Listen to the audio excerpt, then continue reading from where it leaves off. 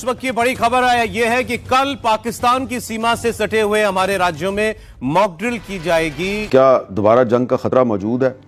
क्या इंडिया दोबारा पाकिस्तान के खिलाफ मुहाजरा करेगा? ये जंग होनी है और मैंने आपको बताया था इंडिया ने अपनी टर्म्स एंड कंडीशन पे जंग को कंक्लूड करना है। दिस टाइम दी अमेरिकन आ गए बीच में। गुजरात, हरियाणा, पंजाब और राजस्थान में कल मॉक ड्रिल होनी है। इसके अलावा जम्मू कश्मीर में भी सीमा से सटे इलाकों में मॉक ड्रिल होगी। अगर इंडिया ने दोबारा हमला कर दिया तो फिर क्या होगा? यहां से आपने एक ऑर्डर देना, आपके JF-17, J-10, आपके F-16 1 मिनट लगाएंगे उड़ना शुरू हो जाएंगे।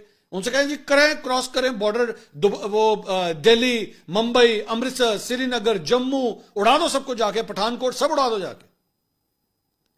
आपके ख्याल में फिर वो 7 मई को नेशन वाइड मॉक ड्रिल्स हुई थी और उसी दिन इंडिया ने हमला कर दिया था। There is some logic in this.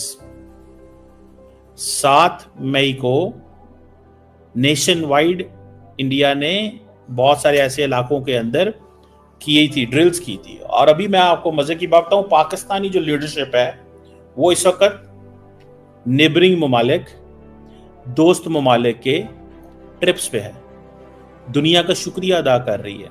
Turki, Azerbaijan, Iran, क्या आपने हमारी मदद की, इस क्राइसिस में आप हमारे साथ खड़े रहे।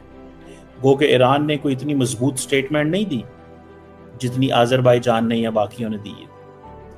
इसको जरा समझिएगा, ईरान ने इतनी मजबूत स्टेटमेंट नहीं दी जितनी शायद उनको देनी चाहिए थी। मेरी एक असेसमेंट है।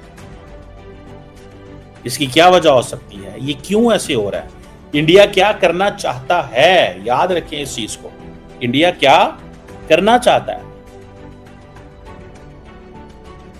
Let's not underestimate prime minister Modi's decisions. उनको अंडर एस्टिमेट ना करें। मुझे ऐसे लगता है there is something fishy fishy, कुछ चल रहा है, कुछ हो रहा है, कुछ होने की तैयारियां हैं। मोदी साहब अपने मिलिट्री ऑब्जेक्टिव्स अचीव करना चाहते हैं। ऑपरेशन सिंदूर अभी कंप्लीट नहीं हुआ। इंडिया ने डिप्लोमेटिक मिशंस दुनिया में भेजे हुए हैं। इंडिया ने डिप्लोमेटिक मिशंस दुनिया में भेजे हुए हैं। वो मिशंस दुनिया में अपना इंप्रेशन दे रहे हैं, बता रहे हैं कि हम क्या करना चाहते हैं और क्या नहीं करना चाहते। बोले सईदी रसूलुल्लाह ख्वाब में तशरीफ लाते हैं तो ख्वाब में ही तशरीफ लाते हैं, सच्चे हैं आप। और वो बच्चा सच्चा है, उसने मुझे अपना ख्वाब भेजा कि पाकिस्तान के बैलिस्टिक मिसाइल खड़े हुए और सईदी रसूलुल्लाह उन मिसाइल की निगरानी फरमा रहे हैं। अब मुझे बताओ, इसीलिए तो ये गज़वा हिंद है, इसकी रूहानी क़यादत सईदी रसूलुल्लाह फरमाएंगे। और इसीलिए हम तुमसे कहते हैं कि इस पाकिस्तानी कौम को अंदाजा ही नहीं है कि कितनी खुशनसीब है, अभी भी इधर उधर के चक्रों में लगी रहती है। इसको अंदाजा ही नहीं कि अल्लाह ने इसको कितनी बड़ी सआदत के लिए सेलेक्ट किया है और खुद इस गज़वे की कमांड सईदी रसूलुल्लाह फरमा रहे हैं। ये खुशनसीबी है। अब मुझे बताओ, मुझे एक्साइटेड होना चाहिए, खुश होना चाहिए, या मुझे खौफजदा होना चाहिए? जिसकी इसकी ख्वाहिश हमारे साहबा कराम ने और सईदी रसूलुल्लाह ने 1400 साल पहले फरमाई थी, अल्लाह ने वो हमें नसीब कर दिए। अपनी तो खुशनसीबी पे यकीन नहीं आ रहा हमें। दुश्मन ने यही किया था कि पाकिस्तानी कौम और फौज के दरमियान तफरका और इख्तिलाफ डाल दिया था।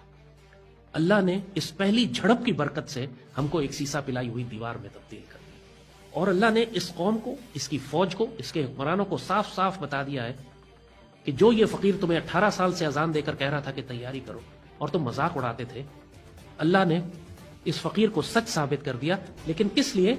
अब जो तुम्हें वक्त दिया जा रहा है, आने वाली जंग की तैयारी करो। तैयारियां एक दिन में नहीं होती, एक हफ्ते में नहीं होती। आपने अगर कौम की पूरी नस्ल को तैयार करना है कि वो मुजाहिद बने